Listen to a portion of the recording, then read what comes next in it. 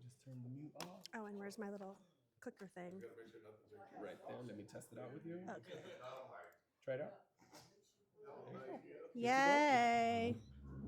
You guys have an amazing teacher today. Absorb it all. If you need this to write, there is a whiteboard. Oh, If you ever want it. if I ever want it, yeah. In case you want to write like stuff down. Okay. This, click it. Oh. More whiteboards. Oh. Then you're just gonna start a new one. It'll share to everybody on Zoom. Oh, okay. But once you're done, you just click close. So Oh, you go back to you. that sounds a little bit too much for me. If you need me, call me. I'm on Zoom. I'm watching. You guys have a great class today. Okay, guys.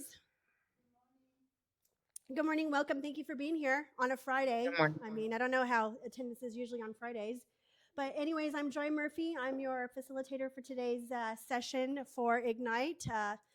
Session 12, Strengthening Relationships. But before we dive into this chapter, I wanted to introduce myself to you, let you know a little bit about who I am and how long I've been doing this and whatnot. So anyways, again, I'm Joy, and I've been in the business for over 26 years. This is my one and only job, full time. I like yourselves. I was new at one time, and I did have two jobs, but that was a very short lifespan of having two jobs before I dove deep into being a realtor full time. So I worked two jobs. I've always worked two or three jobs before I was a realtor. So, but when I first started, I was working in the bar business. And that actually helped me get a lot of contacts because, you know, you're meeting a lot of people. And I've met a lot of realtors and lenders at that time, too. And that's how I knew that I wanted to be in this business, was actually from peers that were in the business that actually wanted me to they try to recruit me into this world of real estate. And it actually worked. Actually, some of my very important customers, my VIPs, I guess you could say, at Schooners, because I worked at Schooners, was like J.C. Boucher, Linda Patterson at Remax, Debbie Carico, Judy Bauer. All of those were top agents back then in the day, in the 90s, and they were all of the agents that I aspired, that I wanted to be, just like them, you know. And now here I am. They're on their way out, retiring, and here I am at the point where they are at 20 plus years ago. And so hopefully after today, I can give you a little bit of inspiration and some tips and tricks to the trade to help you build your relationships, because this chapter and building relationships is your business. This is it. This is where you're going to make the money. This is where you're going to make those connections, turning your contacts into contracts, and then having your clients for life. And that's where I'm at, you know. I had mentioned to you, I'd shared with Stephen. Stephen is one of my mentees, and so is John, and so is Stacy, but she went to go get some coffee. I had shared with them earlier this week that I did my numbers for 2025. It's something that you should be doing at all times, and good agents always know their numbers. And when I pulled my 2025 business, 89% of my business was from repeat past clients and referrals. That's eventually where you probably want to be, because your life is just so much easier. You're not like hustling and working so hard to find your next deal. It is time that you put into it. It's the relationships that you have that you want to keep, and then you want to keep staying in contact with them for life. This career is for life, and your contacts and your relationships are for life. They're my bread and butter. And so I'll go into it a little bit more about like what I do, so that I can share what is it like life like as a top agent, and what I do to continue my business, where I'm not having to struggle so much like as new agents do when they're trying to find new business. But I will share with you some of the tips and some of the tricks that I do and how I continue to do my business in a very fun way. It's not like we were talking earlier, cold calling. Mine is all warm calling. I don't cold call. I mean, I do once in a while, I have to. But most of the time when I am reaching out to my database, my clients, it's warm calls. And so that's what I would like to share with you guys, and try to help you guys get to that point and that level to help you prosper in your career. Okay? Alrighty. Anyways, TCPA, everybody knows about that, right? We talk about it every single day of our lives, and it's on every chapter. Okay. Just in case we missed it. Yeah. Right? Okay, your course overview. So I know that we probably jumped around chapters this week, right? You guys had like some classes with Thomas. I don't know when was chapter 11. Was that maybe last week? Yesterday. Oh, was it yesterday? Okay. Yesterday. Okay, not so bad then. Okay, follow up with the leads. Do you have any ahas from yesterday's chapter? Any struggles that you want to share at this point in time? Anything from that yesterday that you might want to carry over today? No? Okay. Well, as we are moving forward, it's the strengthening relationship. So, briefly, we're going to be going over today's agenda. We're going to establish the mindset. We are going to identify the goals. We're going to devise a plan. We're going to recap and ahas and have your daily success system. So basically, towards the tail end of this, I want to say probably the second half of this session, we're going to actually workshop building a 36 touch plan and how to work with your contacts to try to turn them into contracts. So we'll go over the chapter, but we are definitely going to be workshopping. So for all you who are not here today, you guys are missing out because this is a pretty big deal here. So anyways, what mindset do we need to adapt to successfully nurture relationships and contacts? Anyone? Sink or swim. Well, people work with agents whose emotional proximity to them is the strongest at the same time, and they are ready to transact. As real estate professionals, we cannot control when that moment happens. People will be ready to buy and sell on their own timelines. What we can control, what can we control actually is, what can we control when we are, I would say frequency. Like how frequent are you going to be in touch with your contacts? And what else? Intensity, right? Yeah, yeah. And we're going to talk about all the methods because there's multiple layers and multiple methods. It's obviously just not a phone call. We're going to put together in this workshop, how many times we're going to reach out to them. We would like to have you set up on a 36 touch plan. There's phone calls, there's emails, there's text messages, there's social media, there's pop buys, there's snail mail, there's events that you're going to create. And you don't have to necessarily make the big events like some of the top agents do. You can make micro mini events, and you could do that through your open houses. As a matter of fact, Stephen, you want to share that little micro event that we did like 3 weeks ago, 4 weeks ago? What was that micro event? Share us what that was. That Urbandale open house. Yeah. So we had an open house in Santa Clarita. We did some door knocking prior to the open house. We left door hangers and talked to the neighbors. We did 300 houses? 300 houses right before the open house. Social media was involved, so Joy posted a lot of social media. She also had mail go out to Postcards. all the people in the neighborhood. Invitations. So there's a variety of ways how we touch those people, and we had like what 30 people, 46 families.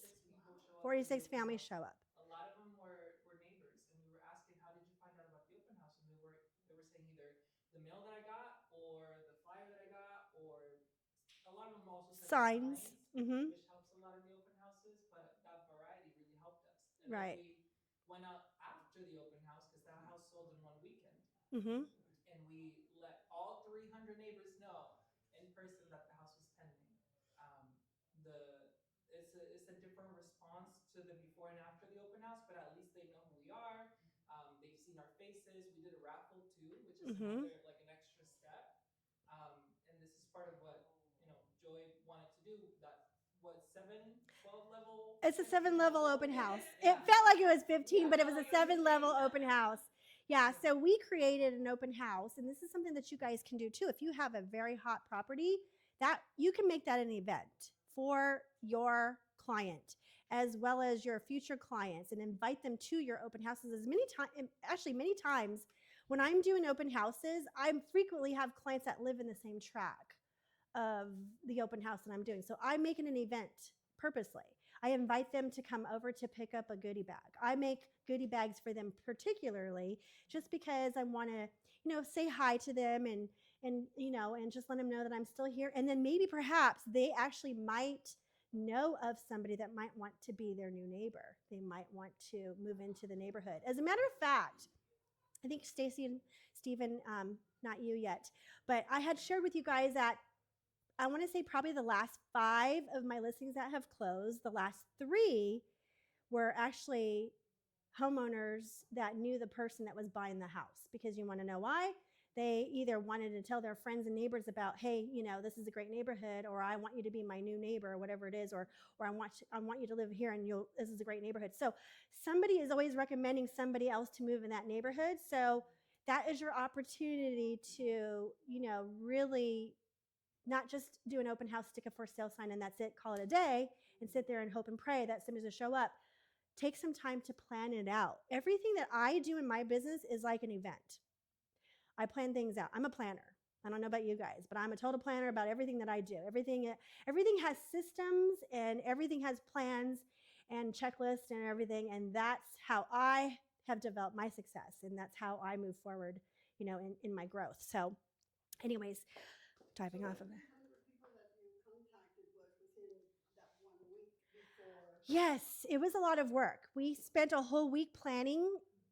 The week of we were planning. So we did. I had sent out postcards and invitations right after I took the listings and the professional photos were done. I sent the invitation just listed in your invited postcard, followed by the door hangers with a photo of it and the time of when the open house is. We're inviting them to come out, letting them know that we have a new listing. And then, of course, you have all of your signs. I did a lot of social media. I wanted to make sure that all of the search engines were posting and visually showing that when and what time was the open houses. We had 2 open houses. We had a Saturday and a Sunday, and it was a total of 12 hours? 12 hours, 6 and 6. 6 hours on Saturday, 6 hours on Sunday. I strategically wanted to focus on that house because of the traffic. The street line was on a corner house, and it just happened to be right down the street, walking distance to a school, which was a high-rated school in Saugus. And then on top of it, with all the cars that were coming in, the exposure that we had from just the signs coming in from the main streets, it was right off of Bouquet Canyon. I mean, come on, that's like a busy street. That's the first directional sign. And then sitting on the corner with the 2 busy signs going, streets that I should say, going to the house, we had the big 14-foot flags.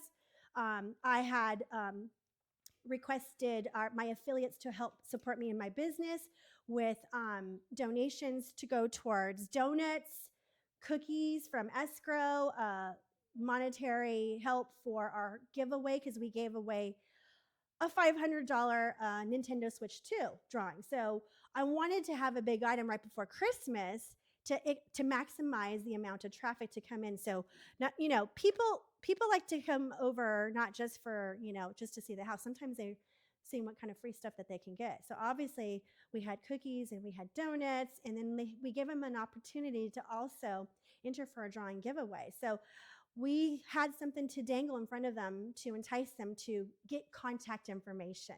So we had set up a online registration or even paper registration if they're not, into technology, which is in some cases it was good because I think sometimes the internet was going off or something like that.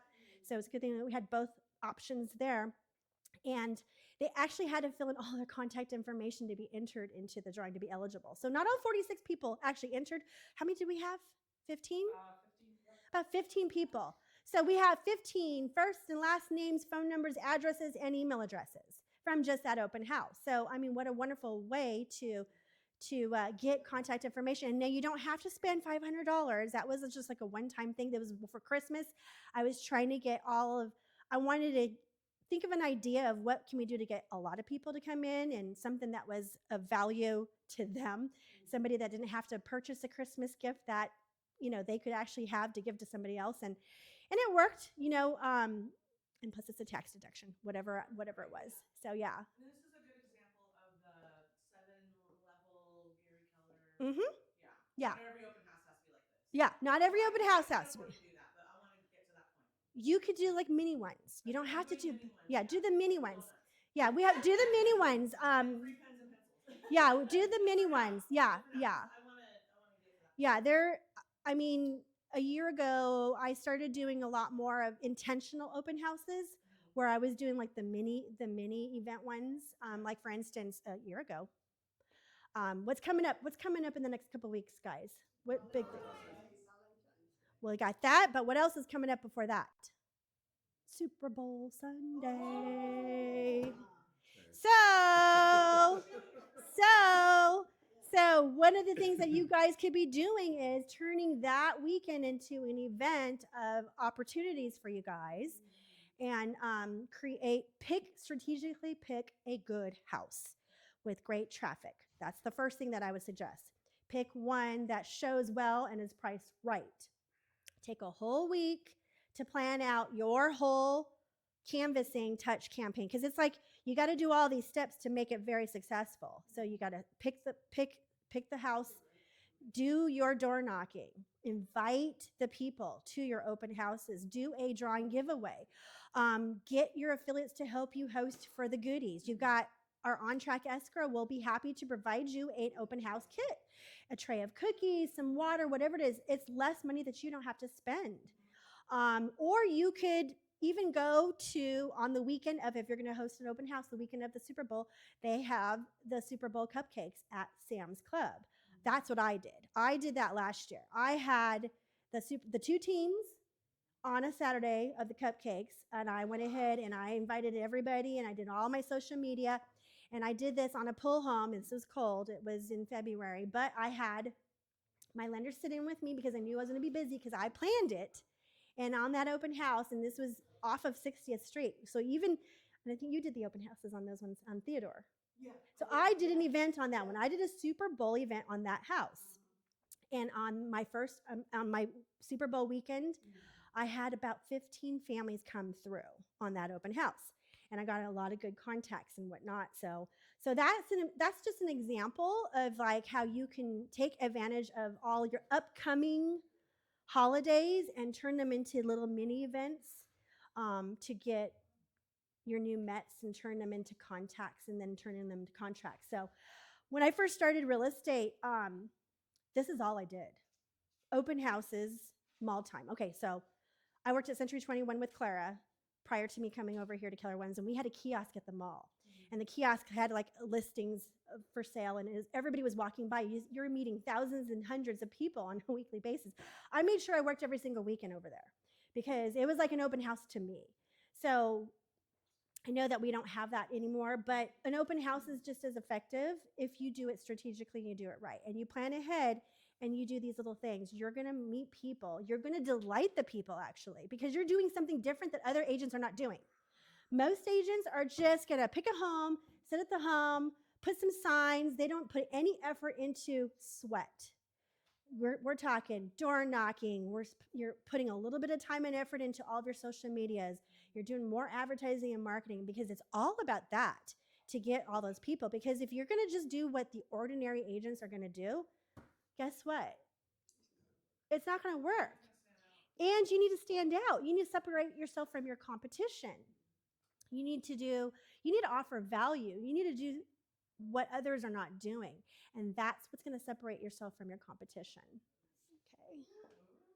Okay. All right. So I'm going to be talking a lot. So I'm going to go off on some of this stuff, but I'm going to give you a lot of like nuggets through this whole chapter. Oh, no, I might lose my voice though. I've had that happen to me before.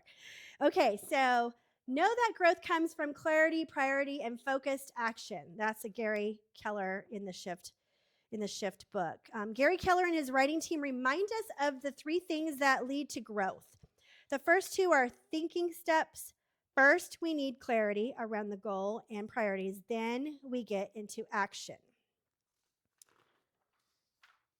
What does this graph look like to you, and what does it mean to you guys? What is this? That's your funnel. That's how you take a lead and you make it into a deal. Yes. This is your lead generation and your database model. Okay? Yes, the leads are the people you have contact information for, and you have a way to follow up with them. Contacts are the people who know, and you can reciprocate conversations with. These are people who expect to hear from you, and they know who you are, and that you are the agent who can help them with their real estate needs. What makes the difference between contacts and leads important, Contact you face to face, right? someone that you're constantly in front of them, Yes, one way, whether it's in person or one way or the other, all the multiple different ways of communicating with them. And a two-way conversation. Yes, we don't want one ways. We all get the one ways at first, we get the leads. Sometimes we have their contact information, and sometimes we never hear from them. And sometimes that could take weeks, and sometimes that could take months. Another example, I had a buyer that is now one of my VIP clients. And when I call VIP is meaning that they have closed at least 3 transactions or more, or referred me more than 3 transactions that have closed. I met a lead from Multime, and I had a good conversation with her. I thought for sure that she was going to buy. Well, guess how long it took for her to finally buy her first home? 7 years. 7 years. So, and here we are again. She's getting ready to. So she bought a home. She sold a home, and then she got married, and then they bought another home. Then they got divorced. Then they had to sell the home. Now she wants to buy another home, starting all over again. I had stayed in constant contact with her. I mean, she's been my client for over 20 years. And she's getting ready to start her next 5th transaction, but she takes her time. You know, she reached back out to me, I want to say 2 years ago, that she's getting ready that she wants to buy. But guess what happened in the last couple of years? What has happened in the last couple of years, guys? interest rates. Interest rates have gone up. Sales prices have gone up. So the affordability for her is just not there. But she's in constant contact. I also have her on auto prospect with the listings they're going in there. And I do occasionally reach out to her and say, are you ready yet to talk? Because guess what? The interest rates have been coming down. And in some areas of where you want to buy, prices actually have leveled off. And some have leveled down, and you have more inventory to choose from. So 3 years ago, we had less inventory. I want to say in the last year, our inventory has increased. Prices have leveled off. Some areas per neighborhood and zip codes, prices have come down. The interest rates are starting to come down. I mean, even just from 6 months ago, the buyers that we were working with or nurturing 6 months ago have a different story and a different opportunity today. So, like for instance, I had a buyer that I took out 6 months ago, actually. You were with me with John Burke. It was a field trip for her because this was her first time like experiencing what it's like to work with a buyer. So Stacy is my mentee over here. Anyways, we had looked at houses, and back then interest rates for a VA loan was 5.7%. Well, today it's now 5.4%. And what does that do? That either lowers their sales price of their monthly payment if they're going to be sticking to that sales price, or it'll increase the sales price and give them more opportunities. So maybe at one time he was only qualified for $420,000 home because his payment was going to be this much. But now today he might be qualified for $450,000, which guess what? Gives the buyer more opportunity, more houses to choose from. The payment is still the same from 6 months ago, but now you have more opportunity. And on top of it, shopping now is great because guess what? Most buyers don't want to do anything, but this is the time where you want to try to get your buyers to come off the fence because there's so much inventory, and sellers who went on the market that hasn't sold prior to Christmas, right now they're just like freaking out. They're desperate. They're going to do price reductions. They're going to be willing to wheel and deal, and this is a great time for you to get your buyers under contract. This is the time where you definitely want to be doing that. Yeah. Okay, focus on building relationships and take the market share. We all intend to be successful as real estate professionals. Success is built on relationship. As one top agent said from the stage of Red Talk, focus on building relationships and take market share. Okay, in today's conversation, it's tomorrow's transaction. When you see this slide on the board, what does this remind you of? Like, what do you think? What comes to mind when you see this?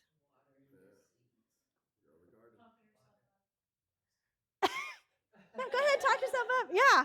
No, yeah, absolutely. It's like watering your garden. So, like all of the people that you have been meeting, your leads, you're turning them into contacts. Now you've got information. You may have already had a two-way conversation. Sorry, I don't know. Of course, it's spam. Yeah. And then you are going to have your two-way conversations, but what do you do at this point in time with those contacts if they're not ready? What do you do with that? Nurture. You nurture them. And what does that require?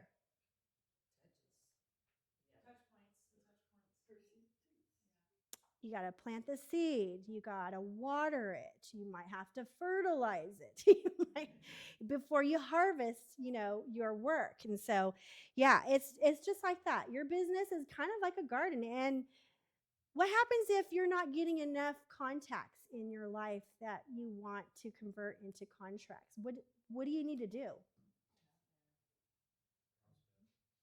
You need to grow your garden bigger, right?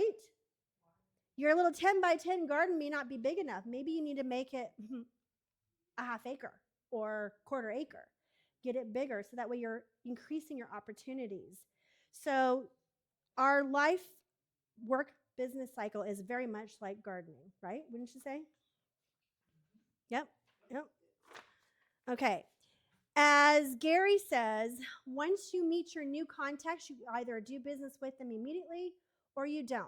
Either way, once you've met them, you put them in your database and you stay in touch with them forever. Like help a buyer 7 years later. For my instance, and that's an example. Yeah. And it takes time. Sometimes I know a lot of the new agents are wondering, like, when is going to be my first deal going to happen? Or when am I going to close my first deal? Or when am I going to get my first listing?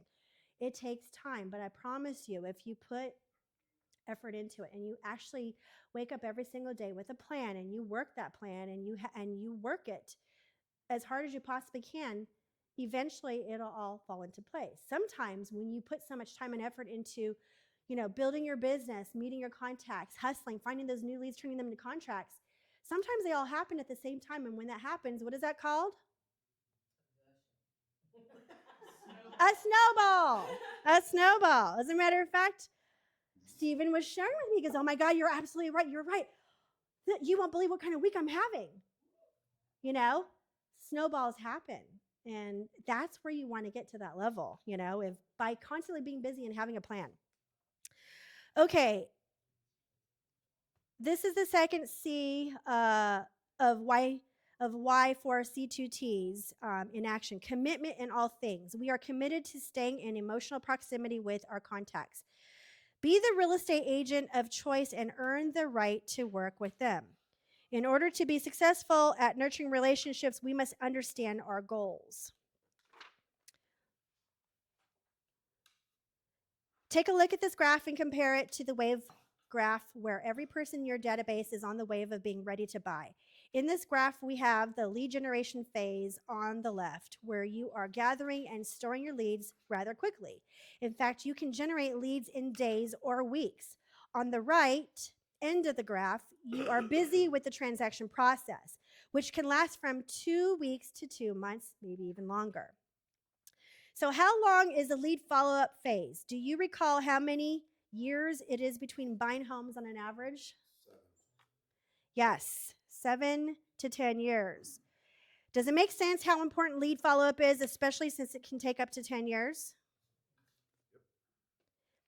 Lead follow-up implies lead conversion as well. You always querying whether the person is ready to meet for a real estate need. Lead follow-up plus lead conversion is the path to a signed contract and a transaction. Of course, leads who express an immediate interest in your services are more likely to be ready to convert to an appointment right away. These are the golden leads. So our goal from session 11 was to convert leads to appointments. And we learned that not every lead is able, ready, or willing to meet. When we encounter folks who are not ready for an appointment, we use follow-up to stay in contact until they are ready for an appointment. If you guys had to guess, how many times have you agreed to be in someone's database when you were not ready to make a purchase? Include all the times you signed up for the email, just email list or text message for a discount code or whatever. So like, for instance, have you guys ever saw some random ad, maybe Facebook is really good about that. Your social medias are throwing ads at you, and you're like, oh, you know what, I actually need something like that, and then you sign up for it because you want that discount code, right? But you thought you were going to do it, and then you decided you weren't going to do it. But guess what? They've captured your contact information, and now what are they doing? They're constantly spamming you, basically, emailing you, sending you information about, their product, and did you forget something or whatever it is. And how often are they doing that? A lot. So kind of think of that as like how you should, like maybe apply your business, your proposition value, get in front of your clients, kind of like put yourselves in that kind of position. You want to be one of those brands of like, you want to be that agent of choice. I mean, when you think of like shoes, what brand do you think of right away? Nike. Those are off the wall ones. When you think of coffee, what do you think of? Yeah. So you want to be that agent that is standing out. You know what I'm saying? And by doing that, that's building your relationships, but you're also kind of like personally branding yourself all at the same time. You're kind of like, not just like I said, stick your sign up or whatever. You want to continually brand yourself. You want to be the agent that separates yourself from your competition. You want to be that agent that they think of right away and be in front of them at all times.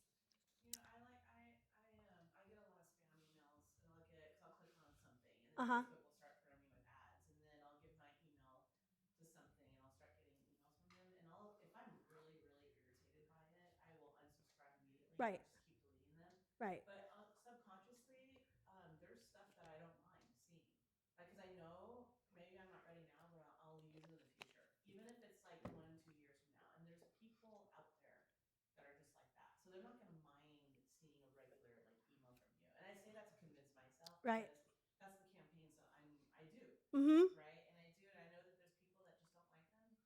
All I gotta do is delete it, and the folks that don't delete it, they're looking forward to it. They want the reminder, and one day they're gonna be ready and look at the reminder, and they'll be like, "Yeah, I think I'm ready now." Right. And Right. yeah, I mean, and that's a good thing. So, Right. like, and I had to convince myself that, because I was always like, "Oh my god, I don't want to irritate them." Irritate them. Yeah. The ones that They'll really they'll want your business- unsubscribe. They'll Yeah. delete themselves. They'll remove. will They'll tell you to tell stop. Exactly, they'll remove themselves, and they'll tell you to stop. And Mm-hmm. you don't want to. You don't want to waste your energy on that. Right. Yeah. Right. It's actually beneficial because you know where to focus. Right. Exactly. You know where to focus your energy. You know when you need to put your foot to the metal or put the brakes on. So you gauge that. Yeah. Right. Door knocking helps too. Get over that. I love door knocking. Door knocking is one of my favorite prospectings to do. I'm a people person. I like to people. Yes, you are. Yeah. I don't like cold calling. I'll admit it. I do not like cold calling because most of them are cold. I like warm people. So to me, my activities that I prefer to do is door knocking, open houses, events. I make a lot of events happen, in my life, and I'll share that with you down the road, like what I personally do. But Talk about the wine one. yeah, I will. So yeah, that and then some. So yeah. All right. So, okay, our goal for session 11 was to convert leads, whatever. Okay, we did talk about that. So, how many of you, by show of hands, ended up eventually buying something or receiving something after multiple follow-ups that we were talking about? Did you finally do something? Yeah. So, it's going to be just like that in your business. And just like Stacey was saying, don't be afraid to hit them in all angles, because eventually, they came to you for a reason. Whether they walked into your open house, they might be a buyer, or they might be selling. They might be the nosy neighbor that might know somebody that might want to buy or sell. They registered in an online platform that you have, or a lead subscription that they are interested in buying or selling real estate. They are the ones that are coming to you. You are the ones that are just trying to get them to convert into like meeting them up and turning them into a contact and building that relationship. So you're, like I said, and in this chapter, it's going to depend on the frequency. It's going to depend on the intensity. and what your plan of action is going to be on how you touch all of those contacts to turn them into contracts. Okay. So we've talked about mind share before and how important it is to converting leads to contacts and contacts to appointments. Take a look at these stats. Review the NAR stats on the slide. 74 to 75% of all buyers and sellers spoke with just one agent before choosing them to represent them. Only 15 of them have considered more than one agent. That's a pretty huge number. That's a pretty huge number. So your odds are like so much higher than you actually really think. What you want to do is you want to be in that winner circle, that's for sure. What does this say to you when you see the percentage rate actually? You have to be the first call they make. You have to be. Yes. So when you do receive a lead online or email or a walk-in from your open house, like Steven says, you want to be the first. I'm always looking for the first person to walk into an open house that has not spoken to any other agents. That's one of the questions I actually ask them. Hi, how are you doing? How did you find this open house? Blah, blah, blah, blah. And so have you been to any other open houses today? No. Great. That tells me now I'm going to try to, find out if they're working with a realtor. No. That's even better. So now guess what? I'm going to get their contact information and now I am going to build a relationship with them. And that person is going to be my future customer and I'm going to turn them into a contract. I always want to look for those firsts. The first one. Be the first agent to be in their lives when they first walk in. You want to be that first agent to call them back when you receive those leads. I am on different platforms, for leads. So most of my business is from past clients and referrals, but some of my business is from leads like I get from Zillow or leads that I get from just regular, other online platforms, Fast Expert, for instance. So when I'm on a Fast Expert, when I'm receiving a Fast Expert lead, I better get on that phone or that email and act fast to contact that client because guess what? I'm competing with 3 other realtors at the same time because that contact is going to receive 4 different agents' phone numbers and contact numbers. And if you're not that first agent calling on that phone when they first registered, your odds are going to be very pick and slim. You know what I mean? So you always want to be that first one to call. So I try to make it a habit that when I receive a lead, I'm going to call within a reasonable time. Sometimes that doesn't permit if I'm with clients or like, for instance, I'm in a class right now for 2 hours. So, I take my chances, but I will still follow up with that call. I will still follow up with the call. I will still follow up with an email, and I will follow up with a text. What seems to be working for you guys when you are actually doing your follow-up? How many times do you follow up with a lead? At least the new leads, when I put them in command. Uh-huh. The first thing that I do is, for example, if I met them in the open house, I will send either a text if I got the right phone number, the text thanking them for stopping by, Mm-hmm. blah, blah, and then after that I will send a postcard. Mm-hmm. Again, thank you for stopping by. If there's anything else, Mm-hmm. And so I tried any questions that I may have asked Right. and information that I got, then I'll mention it there. Uh-huh. And I used to say, well, if you need any further information, let me know. And if I ended up like that, I may not hear from them. Right. So I say I will stay in touch with you for anything new. Blah, Uh-huh. blah, blah. And so I will contact them again within the next 2 or 3 weeks. Probably. Do you have a system when you contact them? Do you have like a checklist or you have a No. or do you just do it randomly? No, I go through command and I make sure that I do, for example, what's due today. I do it today first. Mm-hmm. I look at what's coming on the 7th day Mm-hmm. to see if there's anything else. Like, for example, I send out home anniversary cards. So I Mm-hmm. want to know if I have any of those, I may have to send the cards. I already know the date that I'm going to send it, so I know at least information-wise. Right. Then I go to my past due because yesterday I may have not done the next couple of days, the Mm-hmm. last couple of days, I may have forgotten to do something. Mm-hmm. So I will take care of those. Mm-hmm. And every month, on the first of the month, when we get the new information, the new statistics, then I take all my letters, the template of the letters that I have for each zip code. Mm-hmm. I plug in the information and then I mail them out. Mm-hmm. So I mail out as much as I can afford during the day, but because I can send out 70 or 80 of those to the different zip codes. Right. I know that you might want to create a system for different types of leads because not every lead is the same. Some of them are going to be like immediate, like hot now, especially when you had that conversation. So you might want to scale back some of your connections, I guess you could say, with those. But if the ones that are hot, or if they registered and they show extreme interest, maybe they're talking about multiple properties that they're eyeing on or whatever, I would say, in my opinion, when you get one of those kind of leads, or whether it's a walk-in at an open house that seemed like it was very hot and you had a great conversation, I would say follow up with a phone call, follow up with a text, follow up with an email on the first day.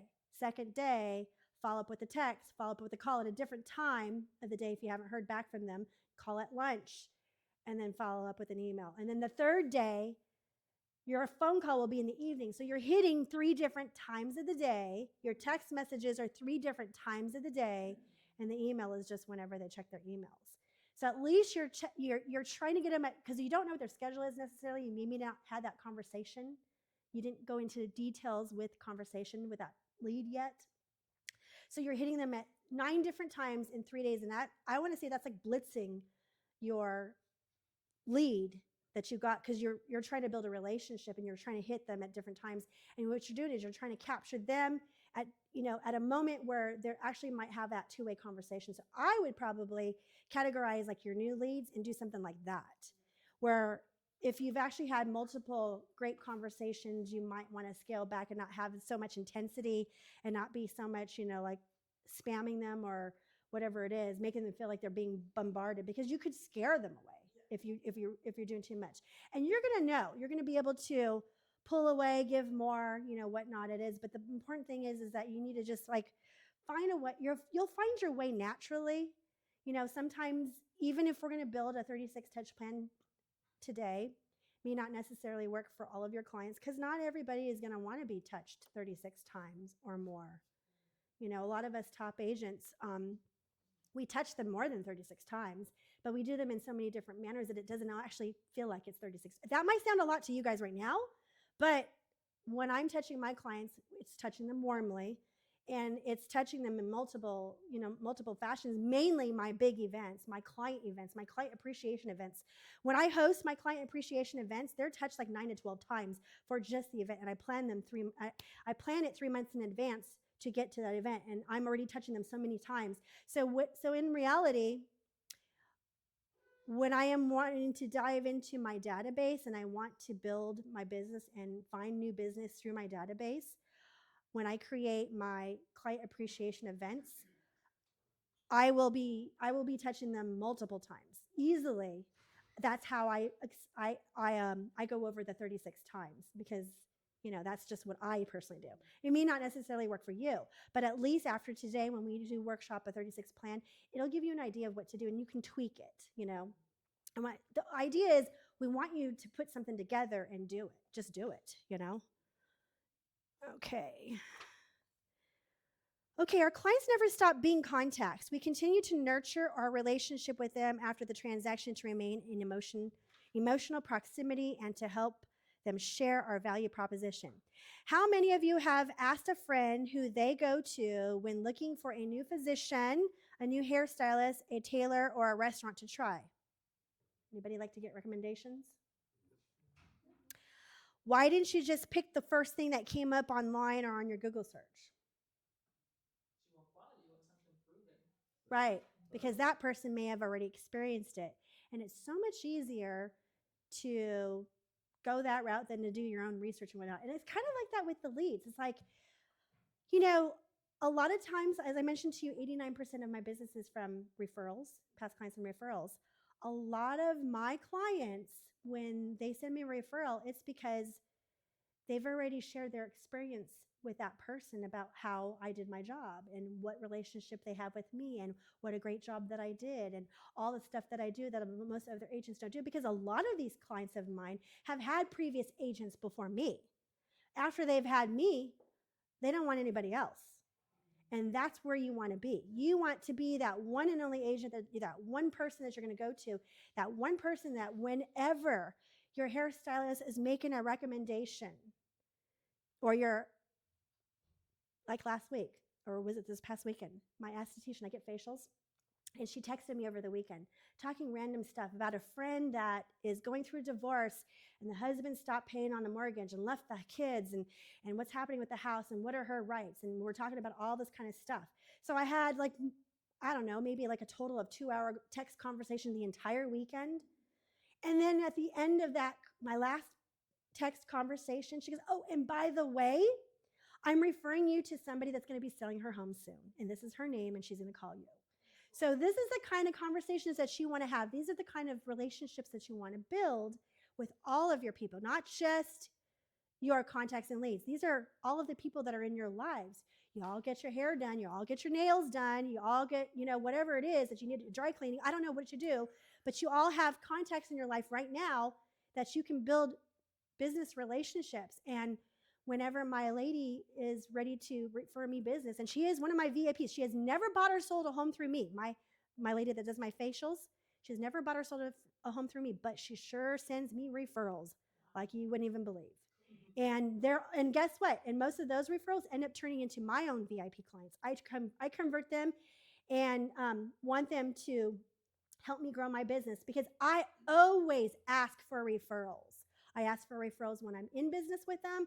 I ask for referrals after I'm in business with them. I just randomly just reach out to them during the holidays and just always ask for business. And that's how I build my business of referrals. It's all referrals. I'm not working so hard. I'm just asking, and they're willfully just handing it over to me. Just falls in my lap at this point in time. But it's purposeful at the same time. You're nurturing them, you're giving them all your best, and then you're delighting your client, so that way that client has had such a great experience that they're going to pass it on to the next and to the next and to the next. I mean, even though my facialist never had an experience of me being her realtor, she knows the experience that I give because they talk to her when they're getting their facials about their experience that they had with me. And that's all. And that's, Do you reward that system? I do. So whenever I have a VIP client list, so I have maybe a dozen ones that are constantly giving me business. I treat those people like platinum. And I do have a referral program. So what I do is whenever I have a client that closes on their transaction, I gift them, when they're buyers, they get a gift basket.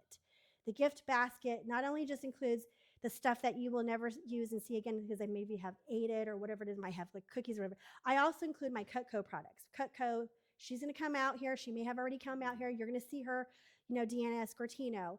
I do Cutco knives that has my phone number, my contact information with, engraved all the time for every buyer.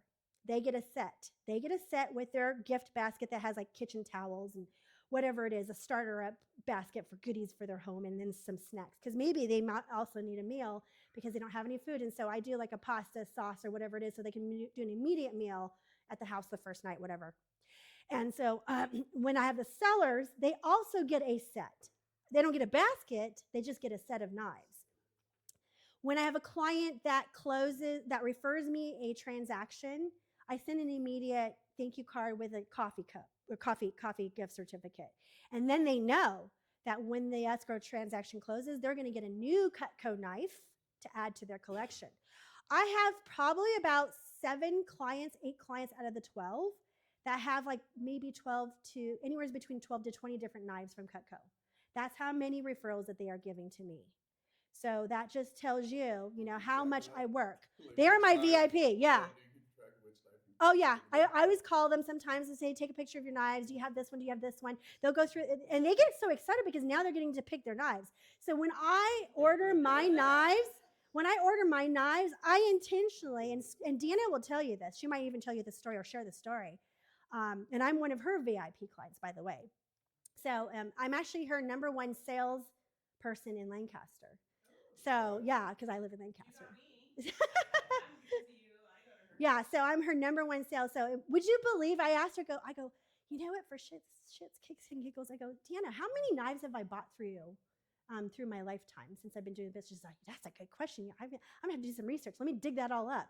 So after she gave a presentation from Bold, she had her assistant pull up all of her sales, all the sales that she's done through me, and I have bought over $40,000 of Cutco knives in my business, and I haven't started doing Cutco until I want to say around 2007. So it wasn't even from the beginning of my business. So, it was around 2007 when I started implementing Cutco knives. Yeah, yeah. So yeah. I truly believe in that. So yeah, they get those. So that's part of the VIP program. So they know that they're going to get anywhere between $150 to $300 extra knife because that's how much they cost. They're not cheap, and they love it. And you know what? Cutco has other things besides the knives. They have the guy knives too. A lot of my clients are military. They have like K-bar knives. They've got fishing knives. They got hunting knives. They even have gardening tools. So there's something in there for everyone. So I mix it up. Like sometimes, for instance, I'm going to say 2 years ago, I had a spring giveaway and it was all of the Cutco gardening tools. And I had a drawing giveaway, for a spring. And that's not cheap, but I had a drawing giveaway, but I collected names and phone numbers over time through my clients giving me business. I asked them to give me business, and as an incentive for every business that they give me, at a certain time in spring, I'm going to do a drawing for them to enter to get that garden basket full of the garden tools. So they didn't have to necessarily close. They just had to give me business, give me names and phone numbers of people. So I put them to work. I incentivize my people with multiple things throughout the entire year to give me business. It's, I guess, my way of like bribing them for business, but it works for me. And that's what I've been doing all these years now. So that reminds me, the last listing that I sold, when I gave the knives to Uh-huh. the client, and when I gave it to the wife, she says, "Oh, this is really nice. This is because I already have, I use them. Uh-huh. This is I already have them. And so this is a new set." I said, "Well, congratulations." Right. What's great about them is that they're 100% guaranteed. So if they break or chip or whatever it is, they'll get a new one for free. And also, sometimes Deanna Scortino has knife sharpening events up here locally at like maybe Holiday Inn or whatever, or Hilton. So if she's going to do a knife sharpening event, you better believe I'm calling all of my clients who have Cutco knives and go, hey, free event. Is your knives dull? Come meet me over here. And let's go get your knife sharpened or whatever it is. And I'll just meet there and I'll sit there meeting my clients, getting their knives all dolled up or whatever, cleaned or replaced in case there are any blades that are broken, and just spend the day with it. And so I work in tandem a lot with Deanna when it comes to my clients because she's all about helping us delight our clients. I take that whole concept to the top. And that's how I build my clients for life. Okay, let's see here. Okay, why didn't you pick the first thing that came? We already talked about that. Okay, now for important purchases, services, good. Is it natural to seek personal recommendations? Yes, we talked about that. Your contacts, especially the ones who have bought or sold with you, are a great source of future leads, and we talked about that. And that's what I do. Okay, so we share ahas because they are powerful, meaningful insights that come from reflection on the experiences we are having. When we share them out loud, we further strengthen the power of the aha, and we help fellow participants to have powerful ahas as well. A good idea is to jot down your ahas in your participant guide. Let's hear from a few of you of what ahas that you have heard so far. Bribe the client or bribe the referrals. Yes, that's what I do. Finesse them. Yeah. Yes, sprinkle joy. That's what I'm always constantly doing, is I'm constantly sprinkling joy into their lives all the time, literally and figuratively. That's what I'm doing. So anyways. What's that? The one agent touch percentage. I didn't know they were so high. That's hopeful. Yeah, so you know that your odds are pretty good. Yes, exactly. Your odds are pretty good. So when you get that one opportunity, that's your one chance. Really.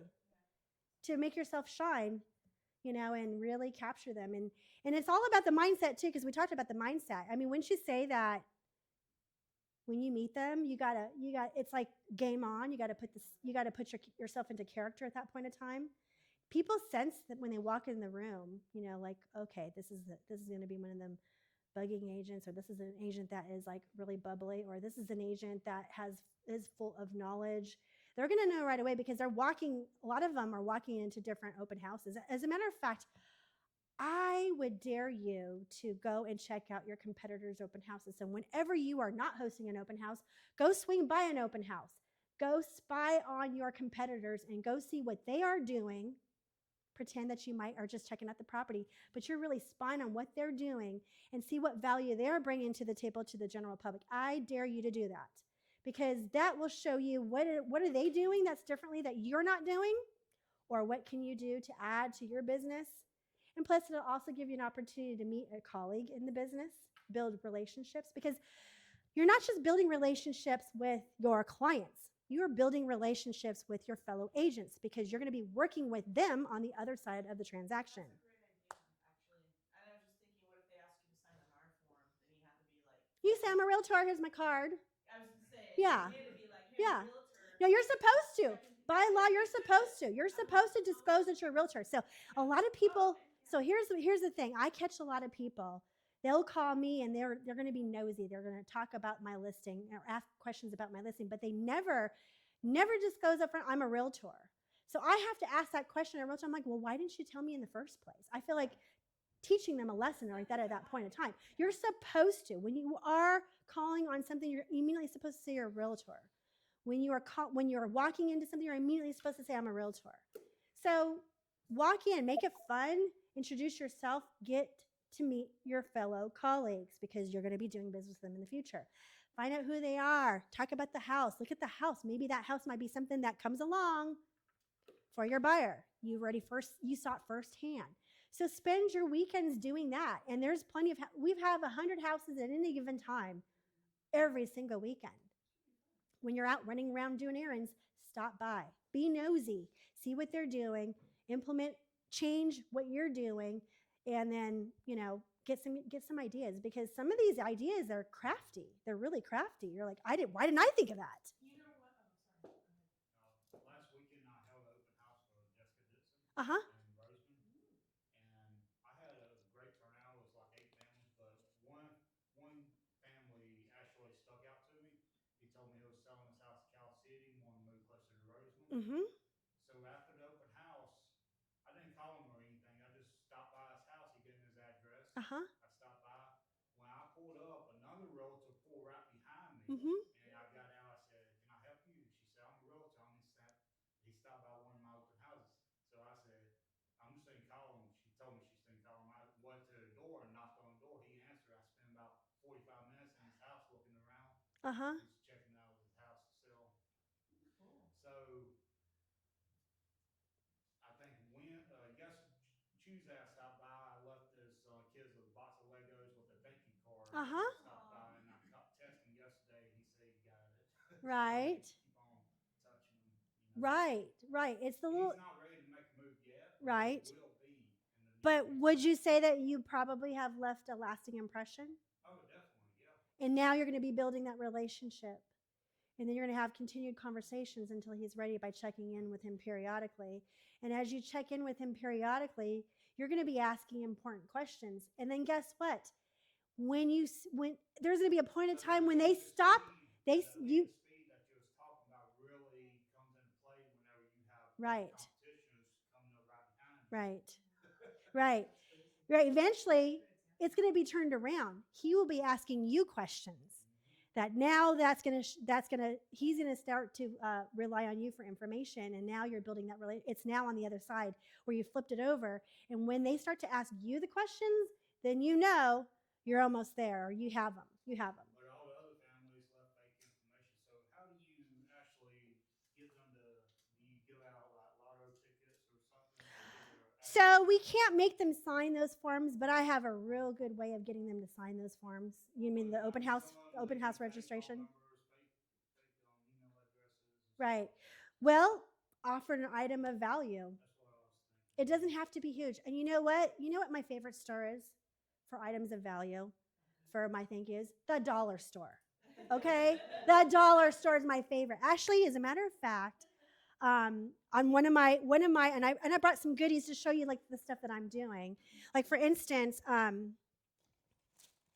went into the dollar store 2 days ago because guess what? Valentine's Day is coming. And so I'm planning to do pop buys. That's going directly to my clients' houses to give them a goodie bag. And in the goodie bag, the bag is $1.25. The paper, 10 sheets, $1.25. Cake mix, $1.25. $1.25, and the sprinkles, $1.25. This whole thing right here is less than $5, okay? And so my little tag that I have for my clients says, something sweet is baking just like your dream home. Wishing you homemade Valentine's treat and a home filled with love. And so this is going to clients' houses. This is my pop buy, $5, dollar store. Little things like this, I know it's silly, but it works. But it works. Is the gesture that you have Yes. for them, and they'll remember that. Let me tell you, like I said, a lot of my clients have had other realtors before me, and they said, there is nobody like you. My previous one never did this. As a matter of fact, when I sold my home, I never heard from my realtor ever again. I maybe got a Christmas card, and that was it. They, and so I always try to make sure that I'm in their lives, even on social media. I go, can I have your social media? I want to see how things are in your life. Because that's how I keep track of, what they're doing in their lives. So that when I'm calling them and having conversations, I can reflect back on something that they just did. Like, for instance, I'm going to be calling some clients this week. And I noticed that my clients went to go snowboarding, and they hadn't snowboarded in 18 years. So that's going to be my topic about their fun conversation, catching up and talk about their fun times that they had. So I intentionally see what they're doing, and I really want them all to be friends with me on my social media so that I can see what they're doing in their lives. And then I have a topic of conversation when I follow up with them, just do a follow-up with them. So that's just another trick to the trade, by the way. Okay. Reminding participants, they have already created the foundation of a 36 to convert when they design their 19 to connect touch plan in session 11. Did you guys do that?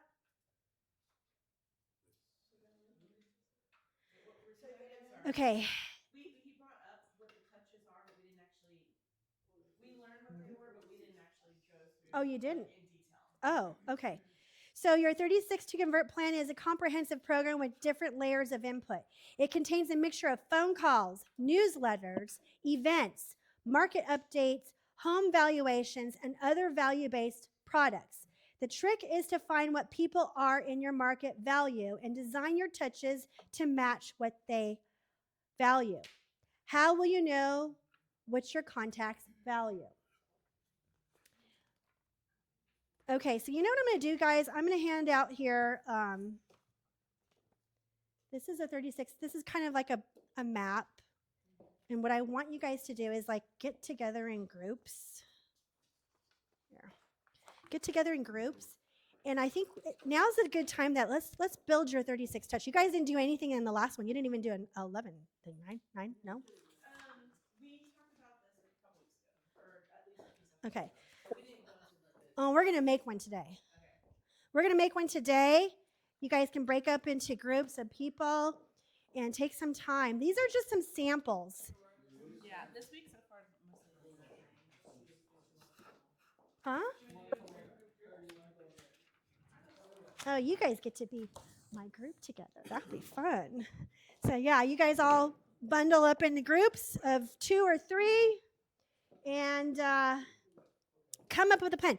This is just an idea of what to do. I give you a sample of what I'm going to do. My very first thing I'm actually working on right now for one of my first touches for my clients is I'm actually printing and I'm mailing the closing estimates from all of my transactions that closed last year. I'm going to mail them to all of my clients because guess what? It's tax season. So sometimes when they bought a home, they're going to need to know how much they made. Sometimes their closing disclosure will show if they bought and paid down their rate. Like if they wanted to buy down their rate, that's a tax deduction. They actually get to write off that tax discount point. So these are the things that are very important. So I'm following up right now and I'm getting them out. My goal is to get them out by the first week of February, all of my clients. So that's my first thing that I'm planning to do actively right now. And then secondly, I'm putting together all of my pop by stuff. That's my second touch. That's just an idea. So all of these are just ideas of what to do. I want you guys to think of a 36 touch plan. I'm not trying to be an overachiever, Uh-huh. but sometimes people appreciate getting that at the end of the prior year or in January because a lot of CPAs are already starting to tap the social. That's why I'm saying get it out just month. Get their Yeah. taxes done as soon as possible, so Yeah. they're not overwhelmed at April. That's why I'm doing it this month. I get my Yeah. taxes done in early February. Yeah. So it's okay to give it way earlier than that. You could do it earlier if you want to, end of year if you want to. You could do it the first week of January, whatever.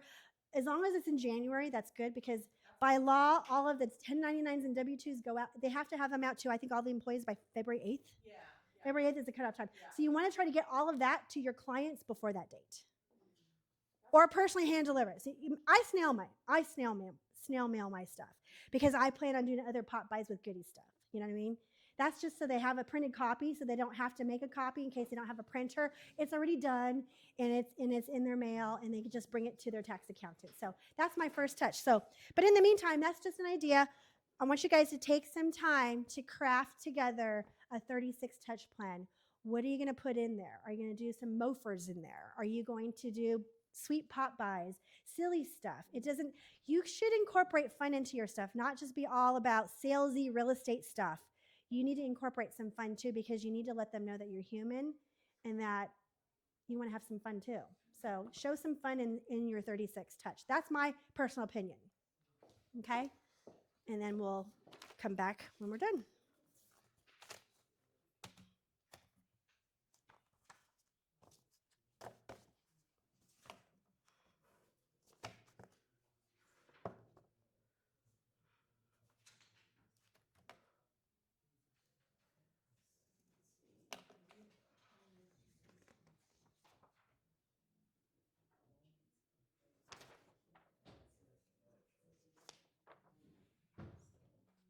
So I've been working on this on my own. There's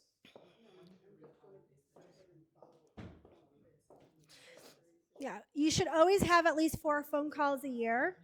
So make them quarterly and then fill in the rest with emails, text messages, socials, snail mails, events. daylight savings. Figure out Remember to do after your the talk phone forward. call, like how many, Just remember not to like be you late. asked That sort of thing. earlier, So there's about 23. how long after that? Some of are them you are doing the pretty close texting together. and doing So the it's Mhm. not 23 within touches that 'cause I month? just Yeah. Right? So every month, this is an example, do these touches. What are your touches going to be? So what I want you guys to do is figure out what your touches are going to be for every month so that you have 36 touches in your 12-month 1 year. So I want you to come up with whatever it is to come to 36 for your whole year from January to December. Okay? So come up with some ideas. I have a headache. I'm gonna do the monthly market report since that's the beginning of the year. A bunch of fixes. So we did. So they presented last month on that report from KCM. That actually helps a lot. I had a couple of notes in my mind how to fix some of it. And some of it's bar charts and some of it's some of the facts they want. They want like the real specification of it. And so what was fascinating about that is the affordability. So housing prices and affordability is flipped the next, like in the last couple months last year and then projected to flip again to keep going with that trend. That's really important to focus on. Okay. So anyways, I'm gonna do that and some statistics to it. But for me, and then recently the other day, I just thought of that was comments doing a tech thing, like maybe once a week. What part of the taxes went up and if there's any new assessments added into your taxes.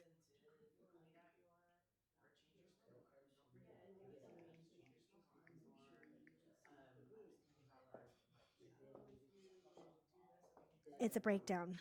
Maybe that,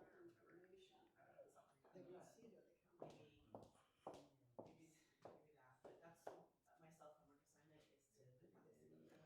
I know I'm supposed to have it, it's really good, because then we can just copy paste the year after, just kind of change the content. Yep. It's gonna be easier, it's just the first year of setting it up. Yeah. Yes. You just save it. Yeah, oh, and then, yeah, that's what, whoever, someone said they do like 12 different tips every year, and then they just go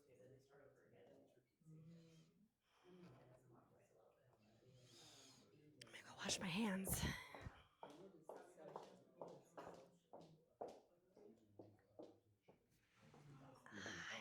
Excuse me.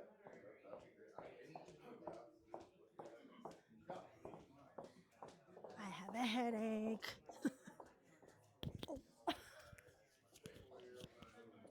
I'm like, I don't want you to go to the restroom.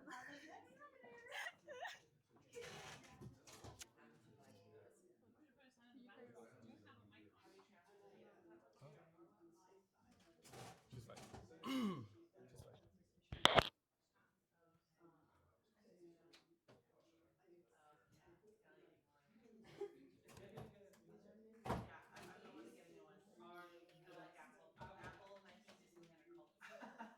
No, I'll still get it. I might. It's funny. Here, Patty. You muted it. Here. How do I unmute it when she comes back? I reloaded it and muted it. Look at you. Honest. Yeah. Thanks. Oh, there's already one there? Yes. Thanks.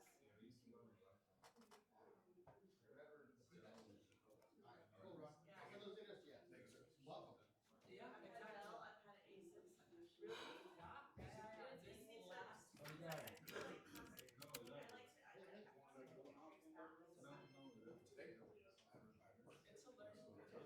Oh, cutie. I don't think she was here today. I don't think she was here today. I haven't seen her all day. Oh, the to the retreat?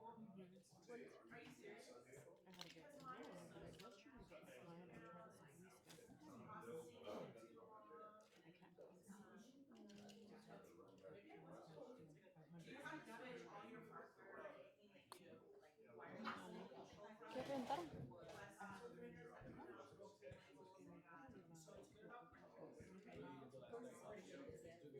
It's a big bag. It's only 2.5 hours.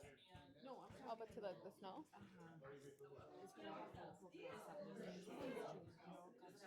Yeah, yeah, yeah. Yeah. Hi, how are you? Nice to see you. That's a cute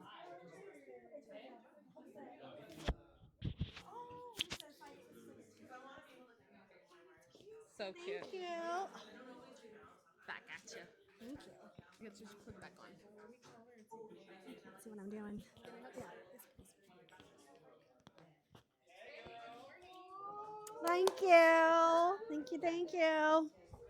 I'm glad I have you.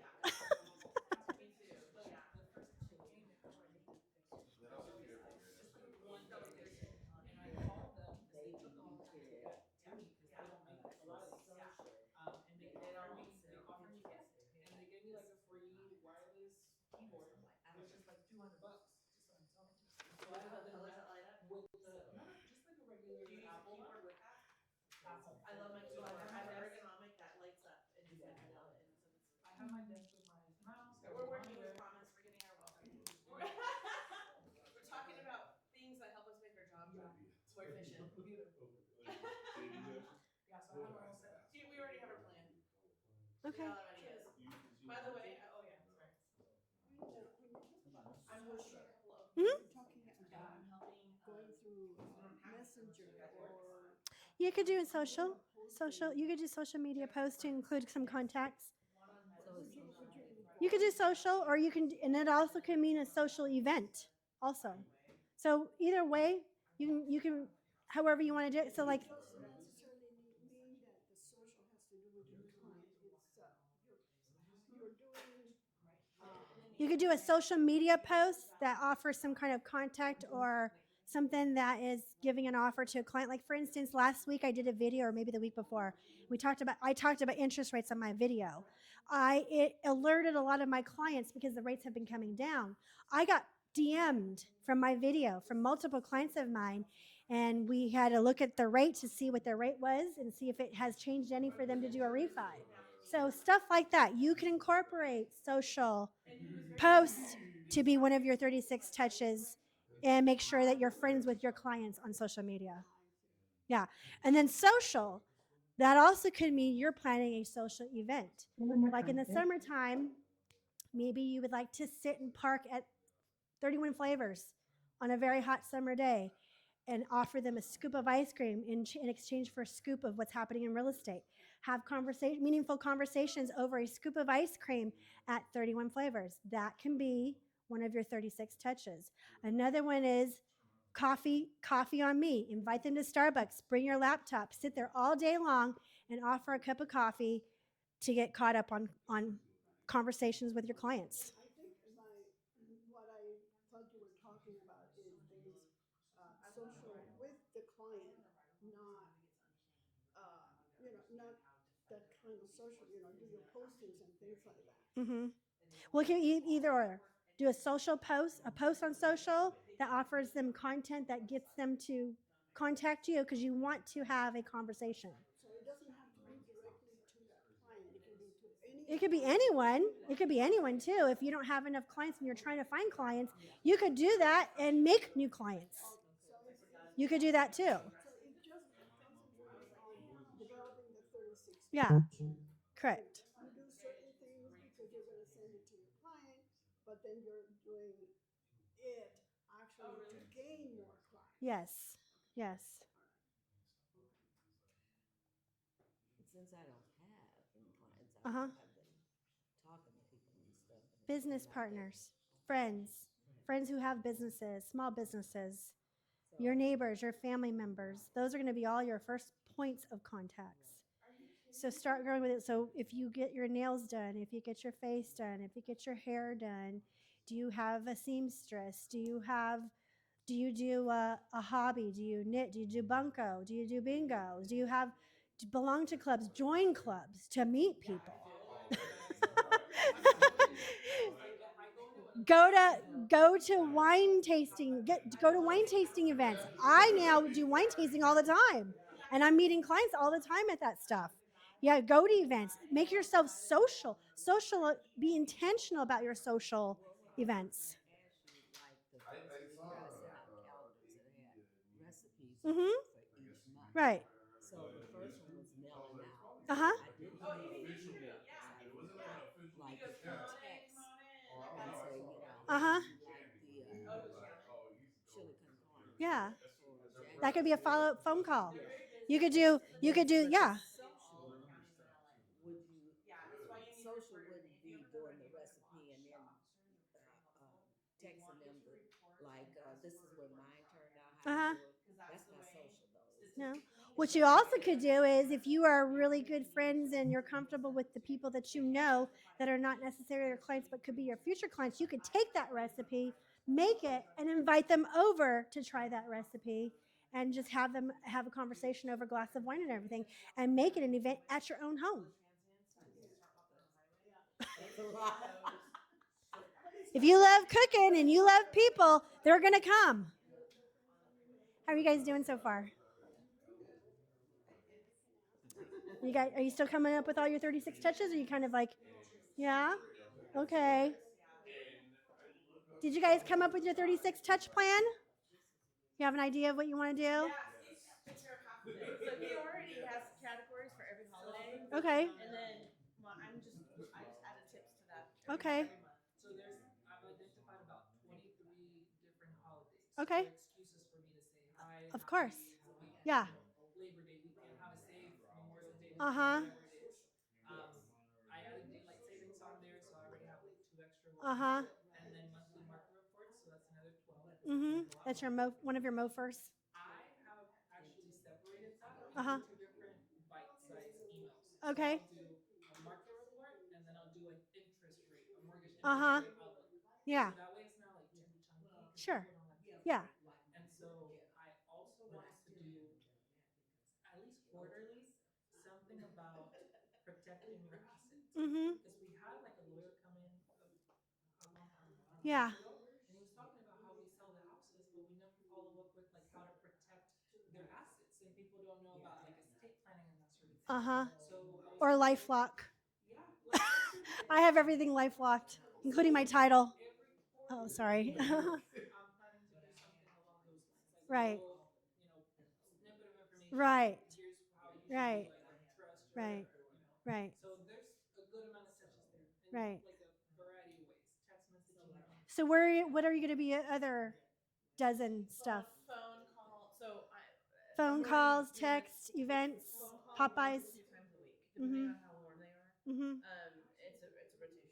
So Mhm. all my contacts have at least their email or the phone number. Right. So every month they're gonna get a tip from me, Uh-huh. an e-blast, like Right. a blast, just that everybody gets, at a minimum of a month. Right. And then I send them a personal email depending on what phase I am with my discussions with them or how they're rated. Right. So they'll get that additional email, and then they follow up with a phone call. So I add a scheduled follow up with them, Good. and it's no less than once a week. Right. So at least once a week. Sometimes. So here, some of you guys are new. 36 touches. Like I mentioned to you guys, some of you guys are new in the business and you really don't like have any real leads that are actually contacts. Like I mentioned to you guys, join something, join a bowling league, do something.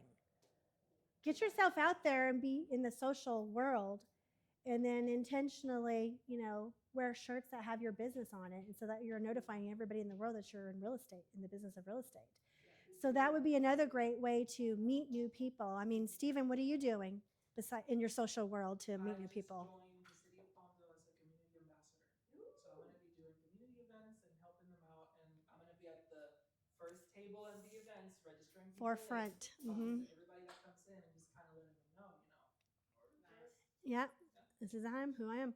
Now, I know that you have another side hustle. You do Uber. Are you allowed to have anything in your car that has anything to related with your other business? Yes, you can.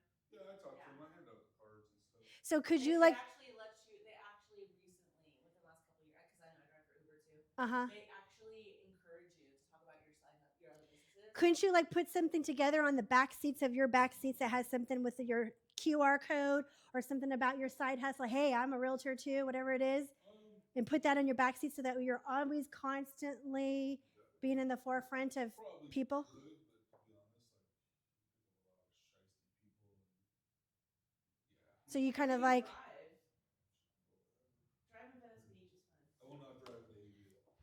It's not bad. It's not that bad. There's supposed to be people No, like but to honestly, Joy, you know me, like I'm a talker. So Yeah. I'll start the conversation, and like I hand out, I say like 1 out of every 3 rides, out the card and stuff, and then in contacts. Like I have a guy, I just reached out to him. I met him like a couple weeks ago on the OC, the pilot. He's looking to buy. Mm-hmm. In March. So I was like, well, let me know, I refer you out, or, get you the best service. Right. So he's cool, so I'm gonna reach out to him, but because I think his lease is up. He said August, Okay.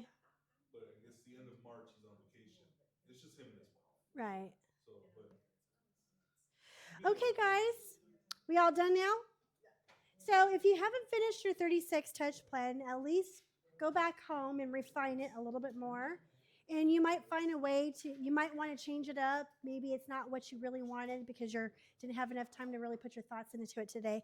But at least do something and have some sort of a plan for your follow-up, building your relationships. So Stacy had mentioned she wanted me to share, and I'm going to share with you what I like to do. So I like to do client events, and I'm going to share with you the client event that I had last year. I was supposed to have 2. I got really sick in the fall, so I didn't get to do my second one. But my first one was for my VIP clients only. It wasn't just all of my clients. It was only specifically my VIP clients because they're my referring machines. They are my raving fans. They are the ones that make me money. So what I did was I wanted to host something different than what most people don't do. I wanted to do a wine tasting party. And what I did was did my research, and I thought to myself, okay, we got some local wineries out here. Why not support one of our local businesses, inquire within, and let them know what I would like to do? So I inquired about that. And then I thought to myself, okay, I need to create a budget. What is my budget going to look like? And then I thought to myself, how am I going to leverage my budget to help me get some of that paid? And so what I did was I incorporated my business relationships with my affiliates to help me offset the cost of what it would cost, for a wine tasting party. I asked my lender for sponsorship, and he goes, well, what's your budget? I said, I'd like to not spend more than $5,000. He goes, okay, that works for me. I'll be willing to split that with you. I'm like, great. Okay. So I knew I got half of it fronted for me.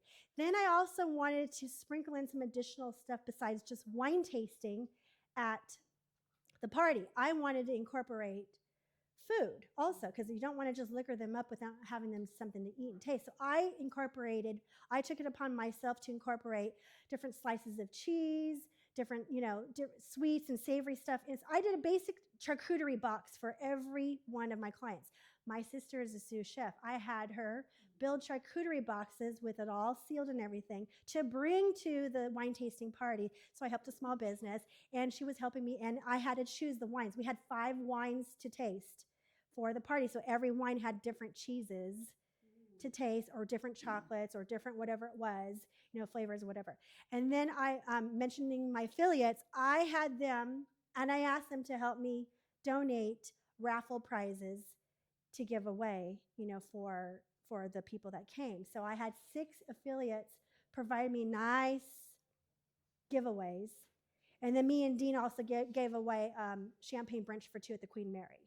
So it was something that I wanted to do was treat my VIP people with gold, shower them with everything, give them a taste of what one of our local wineries was. And then what I also did to seal the deal was I gifted them, after they did their scorecards, I gifted them their choice of their favorite wine to take home.